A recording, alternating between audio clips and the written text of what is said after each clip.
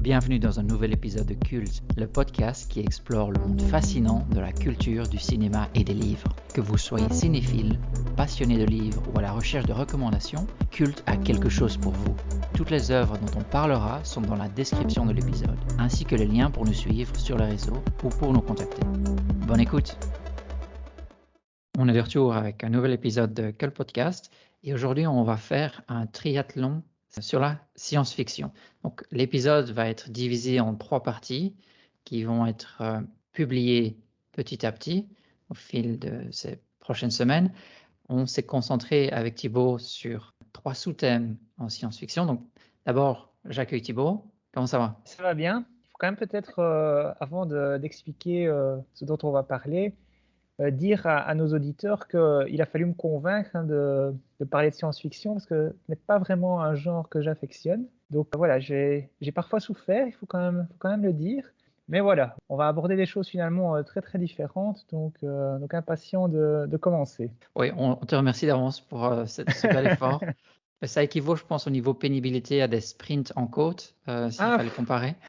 Je ne sais pas si pénible est le bon mot, non, c'est pas exactement ça, parce qu'il faut quand même reconnaître que certaines choses sont de grande qualité, mais c'est juste que c'est pas pour moi, quoi. C'est plutôt ça. Donc, non, je dis parfois des choses pénibles, mais ici, je pense pas que ce soit le terme à utiliser. D'accord. Et alors donc, pour cette première partie, on va se concentrer sur un thème qui se rapproche plutôt de la science-fiction, qui tomberait par exemple sous les thèmes des voyages interplanétaires, ou bien de la science-fiction, entre guillemets, dure, avec une technologie très avancée. Ça, c'est la première partie. C'est peut-être la science-fiction qui nous vient en tête quand on parle de science-fiction de manière générale, avec des voyages de la Terre à la Lune, ou bien entre différentes planètes. On est assez loin de tout ce qui est dystopie, ça ce sera la deuxième partie, ou même de sociétés aux réalités alternées, avec par exemple tout ce qui est cyberpunk, de failles temporelles, ou science-fiction plutôt philosophique ou romantique. Donc ça, c'est plutôt une troisième partie. Ici, dans cette première partie, on se concentre sur la science-fiction de base, avec, commencer par la base, on peut parler de Jules Verne. On a sélectionné 2 œuvres pour commencer. Donc la première, évidemment, c'est De la Terre à la Lune. C'est une œuvre dont je vais simplement poser la base de manière assez rapide. On suit un groupe de fans, je pense que ce sont des fans d'un club de tir de Baltimore aux États-Unis. Et ils sont fanatiques et ils arrivent à un moment avec l'idée d'essayer d'envoyer un boulet de canon dans l'espace. Donc on commence avec cette idée un peu saugrenue. Ils vont faire une collecte de fonds qui est fructueuse et ils vont décider, ils vont commencer à travailler sur un projectile. Au fil du temps, ce projectile va être effilé, donc on oublie le boulet de canon plutôt arrondi, on se dirige plutôt vers une forme plutôt elliptique. Ce qui pousse en fait ce groupe, c'est l'amour du savoir qui va les pousser dans cette aventure. C'est d'ailleurs mené par un savant.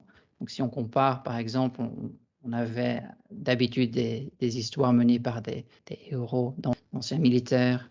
Ça, c'est un peu mis de côté. Donc le groupe ici va partir dans cette aventure avec un savant qui va être plutôt le chef de groupe, qui va mener le groupe avec cette curiosité. Et c'est de cette manière que Jules Verne démarre son histoire et cette partie de science-fiction. Thibaut, tu as encore quelques trucs à Ouais, rajouter? en fait, je connais pas très bien Jules Verne, je pense pas l'avoir beaucoup lu en fait. En fait, j'ai trouvé ça assez plaisant à lire. Il y a le côté aventure, en fait, moi, qui m'a assez bien plu, qu'on retrouve certainement dans Jules Verne est connu pour ça, hein. Je trouve assez agréable, et il y a finalement même un peu d'humour aussi, l'air de rien, parce qu'en fait, c'est fanatique aussi du club qui aime les armes, je ne sais plus, c'est le Gun Club, si je me souviens bien. Ben, ils sont un peu fantasques, en fait, hein, et parfois un peu tournés en dérision, au moins pour l'un d'entre eux, en tout cas, qui est particulièrement, ouais, qui est particulièrement atteint, hein, on peut dire ça. Donc ça m'a assez bien plu et finalement assez bien donné envie de prendre, ouais, enfin, j'allais dire reprendre, mais c'était pas exact parce que je n'ai jamais vraiment lu, mais en tout cas de lire Jules Verne, de reprendre d'autres de ses livres. Et la deuxième chose qui m'a marqué, c'est que il faut quand même rappeler que c'est un bouquin qui a été écrit en 1865, enfin sorti en 1865, donc il faudra plus de 100 ans encore pour envoyer quelqu'un sur la Lune. Alors certes, il y a certainement des choses qui sont très très simplifiées, mais c'est quand même bien vu à beaucoup. Ça a l'air en tout cas documenté. Pas, ça sort pas de nulle part en tout cas. Je dirais qu'il y a une base scientifique en tout cas qui est là. Mais quand même 100 ans avant, se dire qu'on avait imaginé pas mal de choses, ça rend plutôt honneur à l'auteur, je trouve. Oui, je suis d'accord et ça se voit aussi. Ça transparaît pas mal dans la deuxième partie qui est autour de la Lune. Donc, le lancement est fructueux. Les 3 comparses partent dans ce projectile en aluminium et tout se fait à partir de la Floride. Je pense que même pour être sûr du point de lancement, il s'était un petit peu renseigné sur un endroit pourrait bénéficier de meilleures conditions météorologiques, mais aussi pouvoir échapper à la gravité le plus rapidement possible. Je pense qu'il y avait des calculs à ce niveau-là aussi. Donc, je trouve qu'il y a cette précision scientifique et qui est plutôt pas mal, avec pas mal d'anticipation.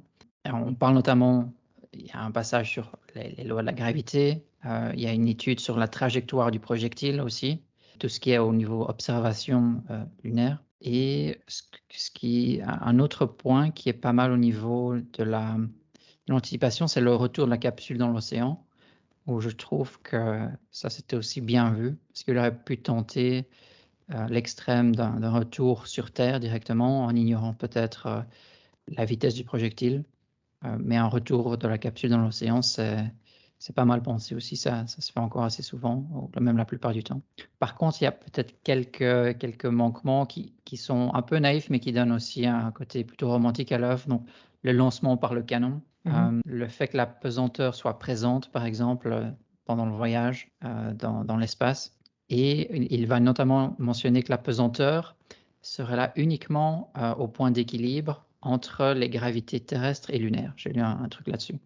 Mais pour le reste du temps, il y aurait une pesanteur qui serait présente.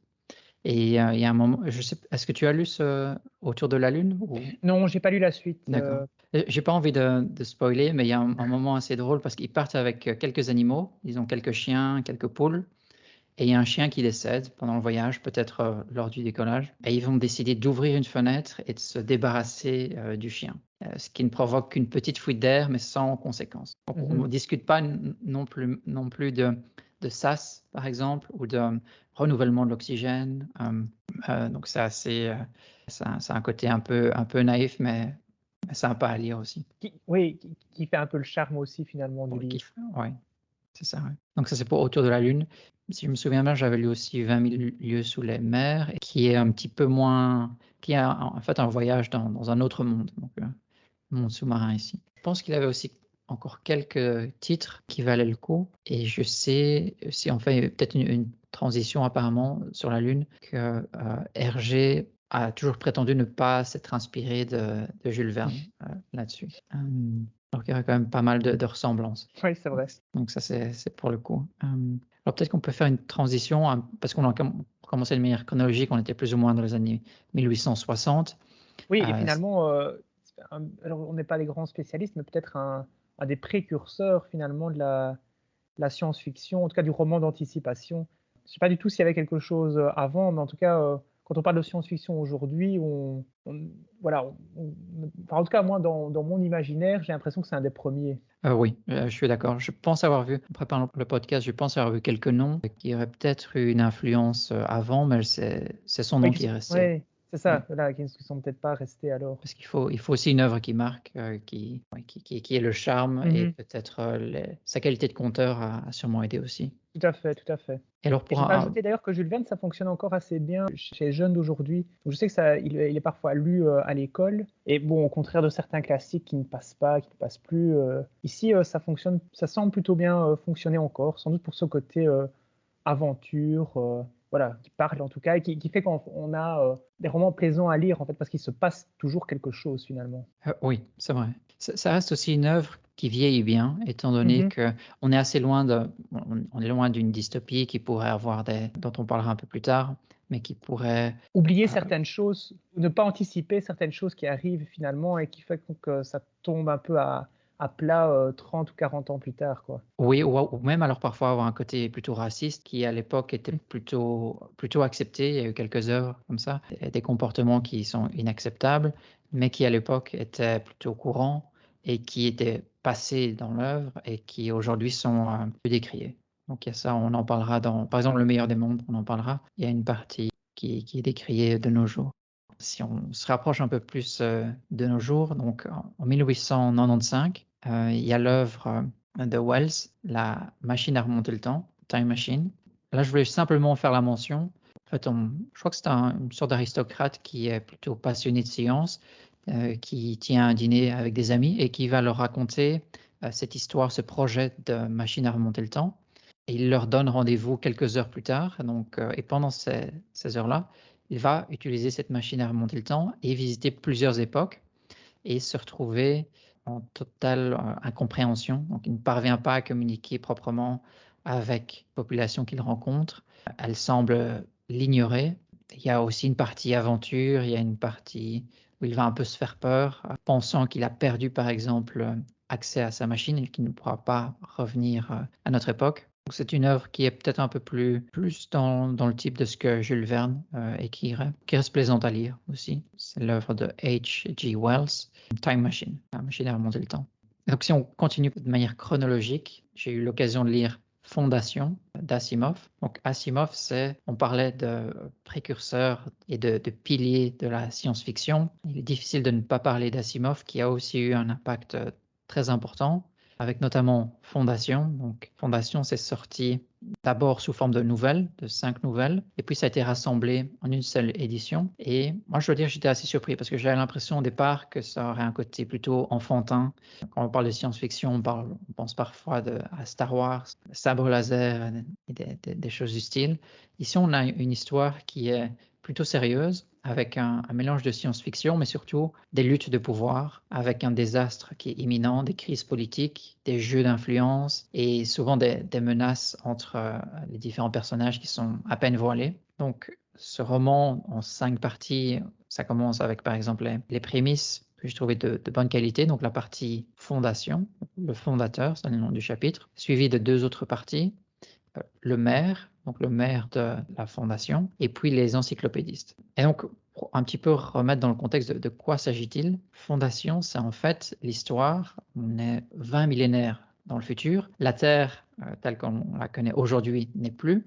On ne se souvient d'ailleurs plus vraiment de sa place dans l'univers. Donc, on imagine que c'est dans une certaine zone de notre univers, mais on ne sait plus trop exactement.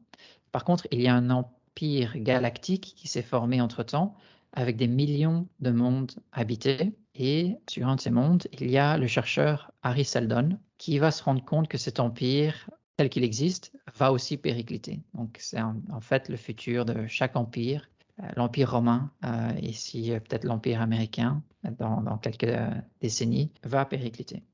Et il fait usage d'une nouvelle science qu'il a inventée, une science statistique qui s'appelle la psychohistoire. Et grâce à cette psychohistoire, il peut prédire la fin de l'Empire, qui va être suivie par une longue ère barbare qui pourrait durer 10 000 ans, avant qu'un nouvel empire ne sorte de ses ruines. Donc son plan est en fait de réduire cette partie barbare, donc de la faire passer de 10 000 ans à 1000 ans, et à se faire exiler par les dirigeants sur une autre planète pour commencer à préparer son plan et permettre à l'humanité de réduire la durée de cette période barbare. Donc il parvient, en utilisant cette science de psychohistoire, il parvient à agencer les événements en se basant sur des probabilités de différents événements. À chaque fois qu'il y a une crise, il prédire quelle est la solution qui aurait la plus grosse probabilité d'occurrir. Et c'est en suivant cette approche qu'il va parvenir à créer la fondation sur cette planète, bis un petit peu en dehors de l'Empire.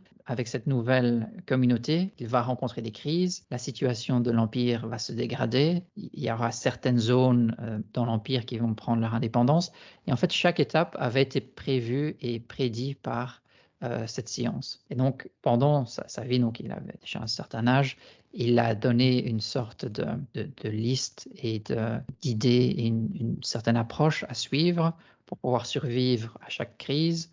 Et à la fin de chaque crise majeure, il va réapparaître sous forme d'hologramme pour donner des indices à suivre pour pouvoir passer à l'étape suivante. Donc ça en gros, c'est un petit peu ce qui se passe dans dans l'histoire de Fondation, avec peut-être les 3 premiers chapitres qui valent plus la peine. Les 2 derniers qui étaient un peu moins concrets et plus brouillons. Donc, il s'agit des marchands et les princes marchands. C'est une lecture qui est une belle introduction à Asimov et qui en fait nous introduit à cette série de livres parce que il s'agit donc du premier tome. Par la suite, je pense qu'il y a eu au moins 5 ou 6 livres. Et d'ailleurs, il y a une série qui vient d'être créée sur la plateforme de streaming de Apple TV. Je n'ai pas eu l'occasion de la voir, mais qui, je pense, reçoit aussi de bonnes critiques. Ça t'a donné envie de lire les suites? Pour être honnête, oui. Je pense que je pourrais me lancer dans le deuxième, lui donner une chance. Je crois qu'il y a des chances que ce soit plus abouti que le premier. 3 premières parties étant quand même de mon niveau, je peux espérer que la suite vaille le coup, oui. Mais ça reste... Oui, ça reste une œuvre majeure, je pense, qui est assez appréciée et qui a reçu de bonnes critiques. Alors, pour un peu apporter de variété, je propose maintenant qu'on parle un peu de cinéma. Et alors, bon, science-fiction au cinéma, il y a quand même beaucoup, beaucoup de choses. En particulier, quand même, bon, si on pourrait penser à l'Odyssée de l'espace, je ne sais plus, 2001, l'Odyssée de l'espace, des choses comme ça. Nous, on va plutôt parler de films assez récents. Alors, le premier d'entre eux qu'on a retenu, c'est Interstellar de Christopher Nolan. Alors, Christopher Nolan, je pense qu'on ne doit plus le présenter aujourd'hui. Réalisateur dont on reconnaît souvent le talent, mais aussi un peu, je vais dire la mégalomanie, mais en tout cas l'excès de complexité qu'il veut toujours introduire dans ce cinéma. Donc il a vraiment ses pour et ses contre. Hein. En tout cas, ce qui est certain, c'est que c'est qu'un réalisateur qui ne laisse pas indifférent et qui a des grands projets ambitieux. Dernièrement, ici, il y a Oppenheimer qui est sorti au cinéma, dont on a évidemment beaucoup parlé. Mais donc ici, Interstellar, c'est un film qui est sorti en 2014 et qui met vraiment au centre l'acteur Matthew McConaughey. Alors, bon, c'est assez long, hein, donc c'est un film qui dure, je vois, près de 3 heures. Donc, je ne vais pas raconter toute l'histoire, mais juste peut-être la mise en place.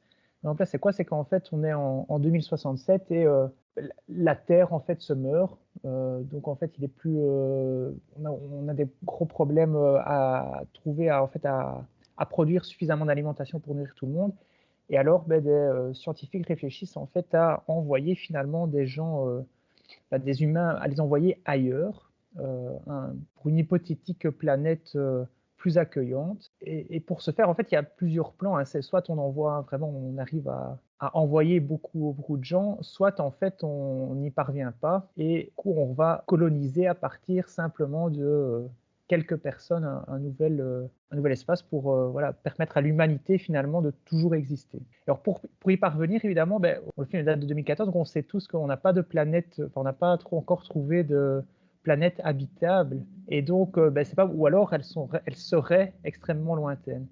Donc le moyen trouvé ici, c'est que les scientifiques ont trouvé en fait un trou de verre qui aurait été créé par une intelligence supérieure. Et donc ce trou de verre en fait permet de voyager dans le temps, hein, selon ça reste théorique évidemment, mais en tout cas permet de voyager dans le temps et donc d'accomplir finalement des distances phénoménales en un temps relativement limité. Alors moi, ce que j'ai trouvé, je vais donner mon avis maintenant, ce qui est tout à fait formidable aussi, c'est qu'il y a beaucoup de science, et donc comme je disais avec Nolan, ça reste complexe dans l'intrigue, mais complexe aussi dans les thèmes évoqués, et donc il y a quand même une base scientifique.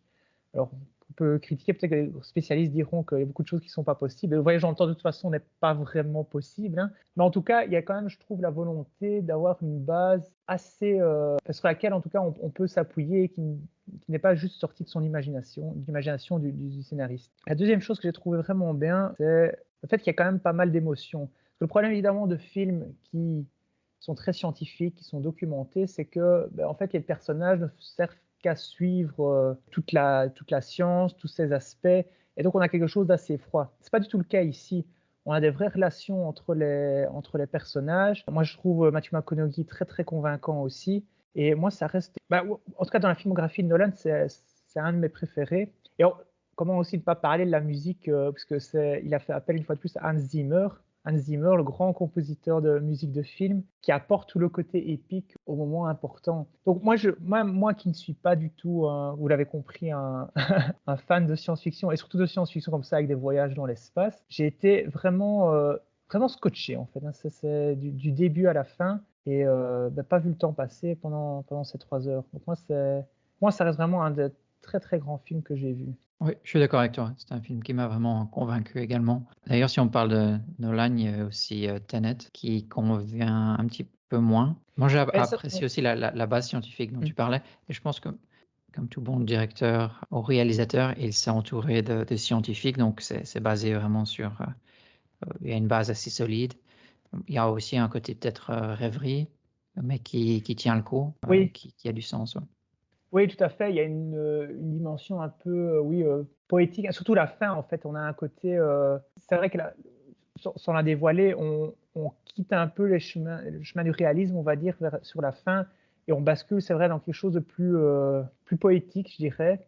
Et je trouve que du coup, il finit bien son film, quoi. Il n'est pas voilà, quelque chose qui va un petit peu, qui dépasse en fait peut-être tous ces, ouais, toutes les théories qui ont pu être utilisées avant, et voilà, on peut critiquer ça comme une pirouette ou apprécier la force de l'imaginaire, en fait. C'est ça qui, je trouve, est vraiment à mettre à l'actif du film. Oui, d'ailleurs, ça me donne envie de le revoir. Et en le préparant, je me suis dit un peu la même chose. Mais puisque tu parlais de Tenet, justement, ben, Tenet, en fait, on est un peu aussi dans la science-fiction, donc c'est peut-être l'occasion d'en parler. Donc là, c'est un film qui est plus récent, qui est sorti en 2020, donc c'est l'avant-dernier, avant Oppenheimer. Alors là, par contre, pour raconter un peu l'histoire, c'est déjà beaucoup, beaucoup plus compliqué. On a en fait au centre, donc au début, un personnage qu'on appellera tout au long le protagoniste. Donc il n'a pas vraiment de nom.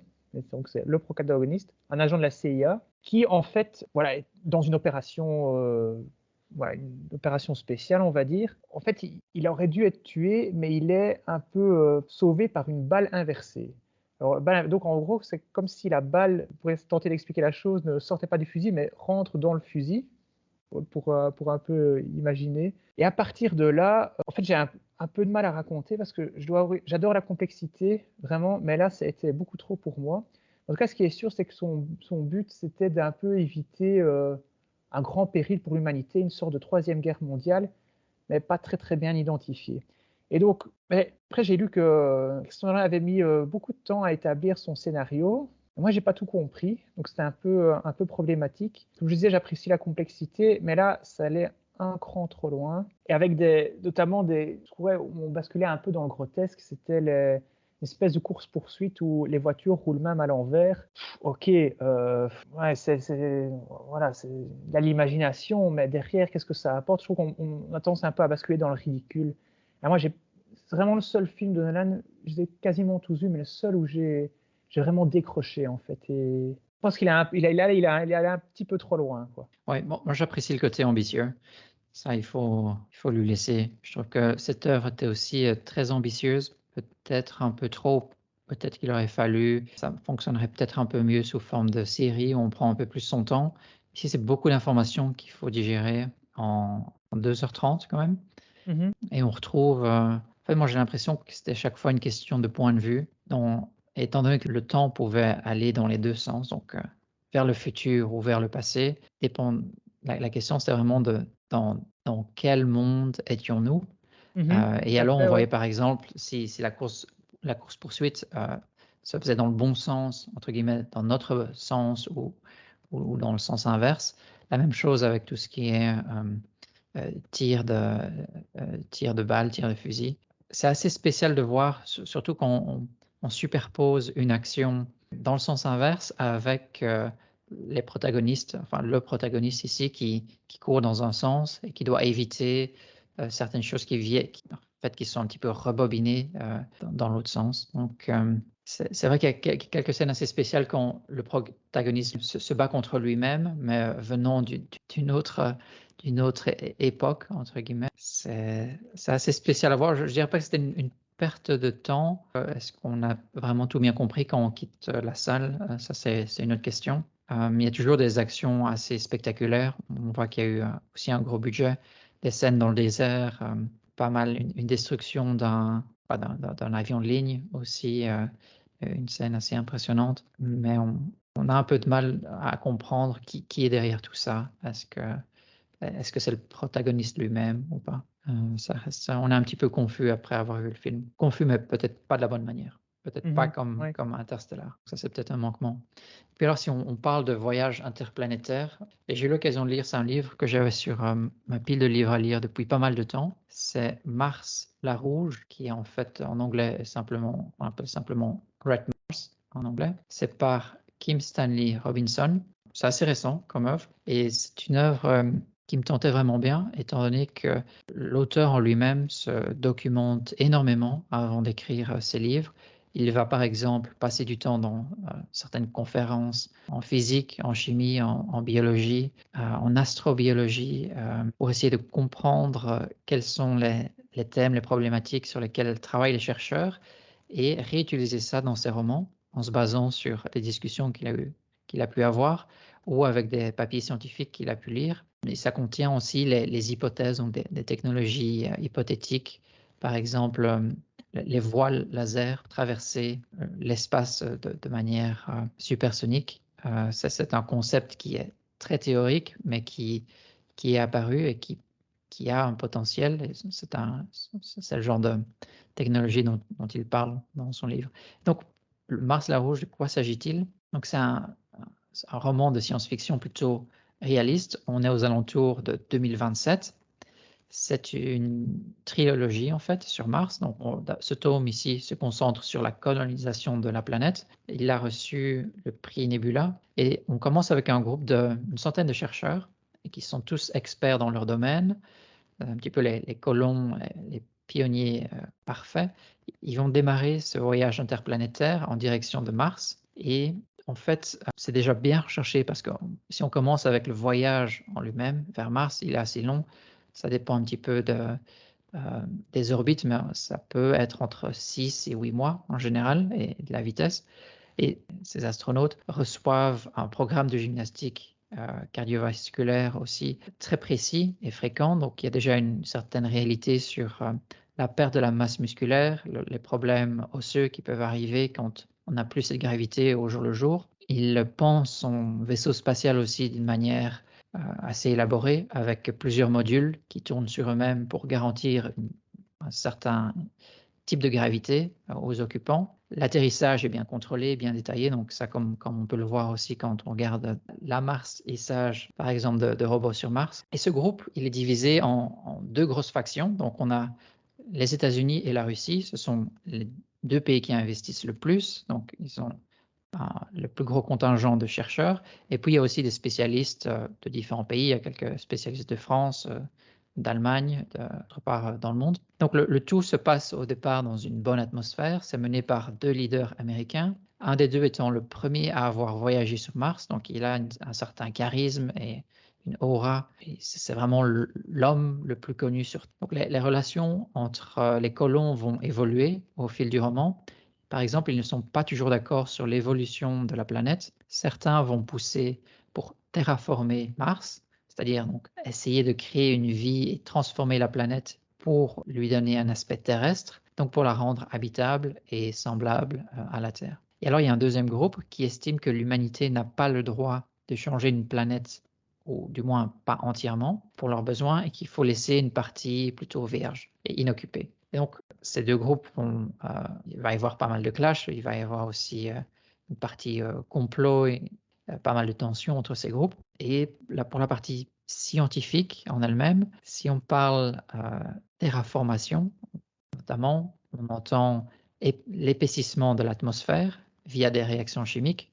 Donc, il y a certains groupes qui vont se concentrer là-dessus. On discute aussi de l'explosion de plusieurs têtes nucléaires donc, sous la surface, au niveau du permafrost, pour libérer de l'eau, essayer d'avoir une sorte de vapeur d'eau et pouvoir réutiliser cette eau pour les besoins locaux. Ces explosions ne se font pas, si je me souviens bien, mais c'est discuté notamment entre différents protagonistes. Et puis, on parle aussi de creuser ce qui s'appelle des moreholes, qui sont des sortes de puits de chaleur qu'on creuserait dans la croûte martienne pour essayer de récupérer cette chaleur et aussi aider à la terraformation de Mars. Alors, évidemment, étant donné qu'il y a ces tensions-là, il va y avoir des courants séparatistes au sein de la colonie, pas mal de populations qui vont émigrer de la Terre vers Mars, donc à partir du groupe de 100 au fil de 50 à un demi-siècle, il va y avoir plusieurs décès, la population, le monde va un petit peu changer.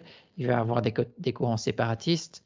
Parfois, la religion cause ces séparations et ces tensions. Certains groupes vont vouloir se détacher de la dépendance et de l'autorité de la Terre. Donc, il y a notamment l'ONU qui a une branche qui s'occupe de tout ce qui est la vie sur Mars. Ils veulent se séparer de cette autorité. Et un petit peu par la suite, on va avoir une situation sur Terre qui va empirer, notamment manque de ressources, nombre de population qui explose. Les choses vont s'envenimer sur Mars également. Donc c'est un petit peu pour raconter les grandes lignes de ce roman. On s'y perd parfois un petit peu. On a des relations qui sont un peu trop importantes, des relations romantiques entre quelques caractères qui ne sont pas toujours très intéressantes, prennent un peu trop de place au début du roman. Mais j'admire quand même aussi la recherche au niveau de détail.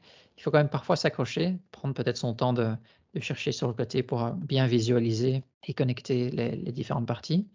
Et aussi, c'était intéressant de voir les luttes de pouvoir, les complots et le niveau d'influence en interne et aussi en externe avec la maison mère, la Terre, qui est à 6 ou 8 mois de distance, mais qui dicte souvent encore la vie sur Mars. Donc, ça pose pas mal de questions sur que ferions-nous ou à quoi ressemblerait le monde si nous étions sur Mars. Donc ça, c'était pour le premier, alors Mars la rouge, c'est ça, hein? Ça, c'est pour Mars la rouge. Et puis, si je ne me trompe pas, il y a Mars la verte et Mars la bleue. Et donc, on va suivre les différents niveaux de terraformation de Mars. Ah oui. Le premier ne termine pas sur de bonne manière, donc il y a presque un clash de civilisation sur la planète et il va falloir redémarrer d'un certain point avec de nouveaux personnages, étant donné qu'on est 50 ans, je pense, dans le futur, depuis la colonisation. Mais ça reste, c'est bien recherché, ça reste assez plaisant aussi et ambitieux, donc je peux le recommander. Très bien, très bien.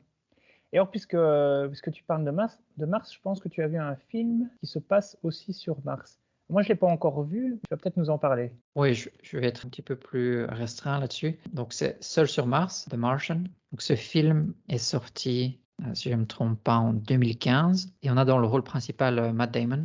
Et c'est un film de Ridley Scott. Et donc, ce qui se passe en fait, c'est basé sur le roman éponyme d'Andy Weir. Et on va suivre Mark Watney, qui est un astronaute interprété par Matt Damon, qui visite la planète Mars et qui se retrouve de manière plutôt accidentelle laissé pour mort sur Mars par son équipage lors d'une mission. Et alors, il va revenir à lui, si je ne me trompe pas, et il va essayer de survivre sur la planète Mars avec des ressources limitées, étant donné que je crois qu'il n'a qu'une sorte de tente ou une mini-base, une capsule.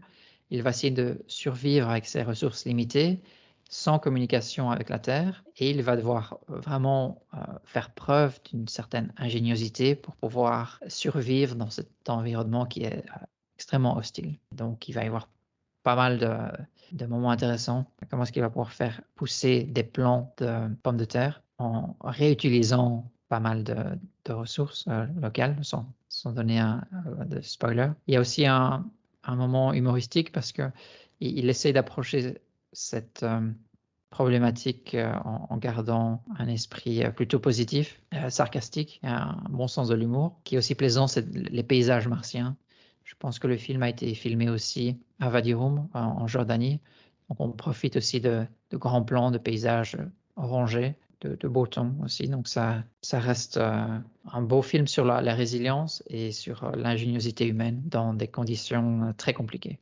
Très bien. Alors, je propose que pour aujourd'hui, on évoque un dernier film et on refermera alors cette première partie d'un triptyque ou triathlon, comme tu le disais, consacré à la science-fiction. Et ce dernier film, c'est donc Ad Astra. C'est un film de James Gray qui est sorti en 2019 et qui avait été présenté à la Mostra de Venise de cette année-là. Alors, le film commence par en fait des séries, on va dire, d'explosions inexpliquées, et notamment une sorte d'antenne très très haute qui fait plusieurs kilomètres de hauteur, voilà, qui est détruite en fait par une sorte de surcharge électrique.